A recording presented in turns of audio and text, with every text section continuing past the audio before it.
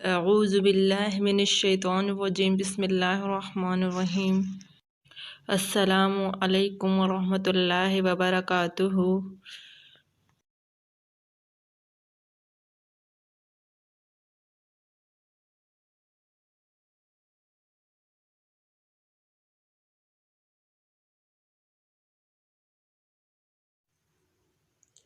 اسم مفعول، جو اسم کسی شخص، چیز یا جگہ کی طرف اشارہ کرے جس پر کوئی فعل یعنی کام واقع ہو، اسے اسم مفعول کہا جاتا ہے۔ مثالیں: دیکھنا سے دیکھا ہوا، سونا سے سویا ہوا، رونا سے رویا ہوا، جاگنا سے جاگا ہوا، پڑھنا سے پڑھا ہوا، سننا سے سنا ہوا وغیرہ۔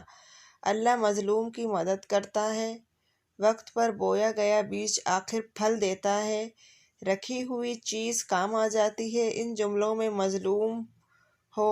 مظلوم، بویا ہوا، رکھی ہوئی اسم مفعول ہے۔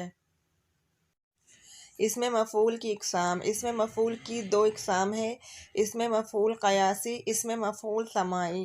اسم مفعول قیاسی: ایسا اسم جو مقررہ قاعدے کے مطابق بنایا جائے اسے اسم مفعول قیاسی کہتے ہیں، اور اس اسم کے بنانے کا طریقہ یہ ہے کہ ماضی مطلق کے بعد لفظ ہوا لگایا جاتا ہے۔